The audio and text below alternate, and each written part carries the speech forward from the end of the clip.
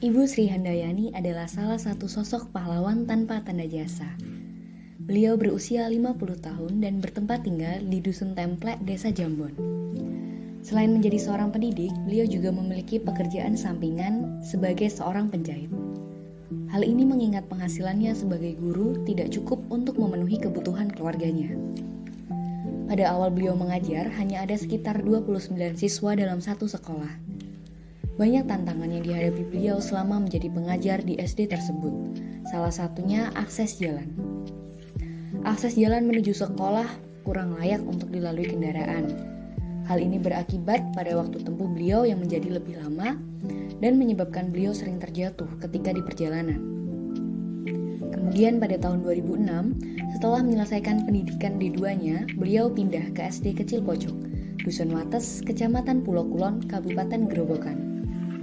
Saat pertama kali beliau datang, semua siswa menyambut dengan antusias dan berharap Ibu Sri dapat mengajar mereka seterusnya. Hal tersebut membuat hati Ibu Sri tersentuh. Sejak saat itu, beliau berkomitmen untuk mengabdikan diri mengajar di SD Kecil Pojok. Beliau percaya bahwa para siswa di sekolah mempunyai kesempatan yang sama untuk memperoleh pendidikan. Dan beliau berharap mereka dapat melanjutkan sekolah setinggi-tingginya.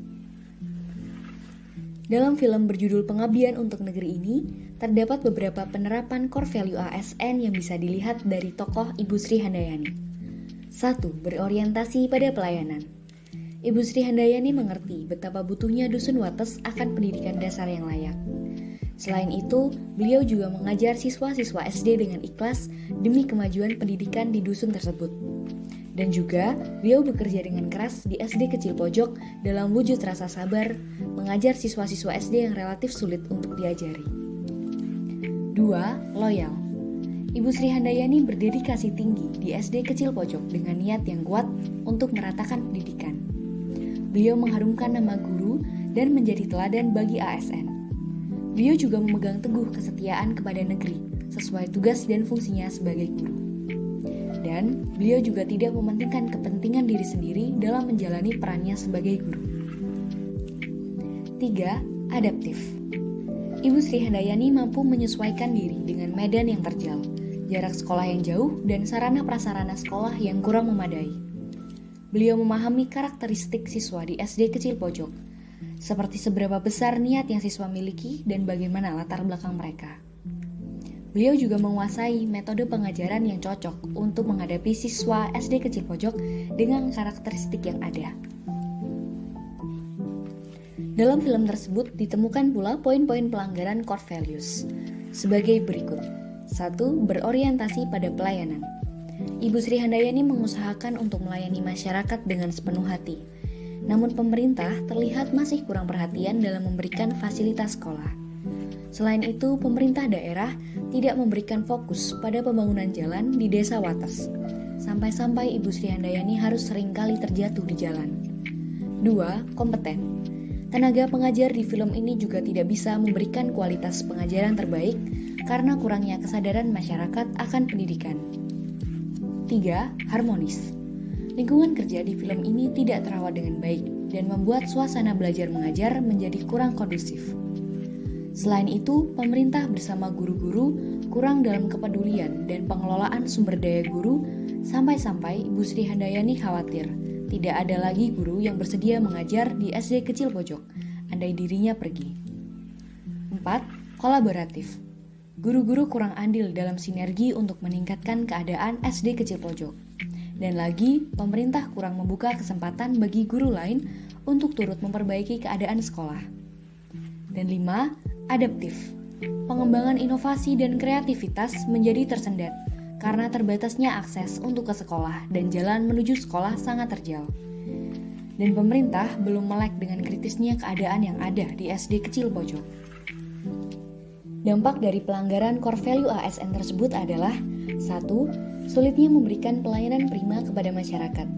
Asupan pendidikan menjadi kurang karena semua ditangani sendiri oleh Ibu Sri Handayani.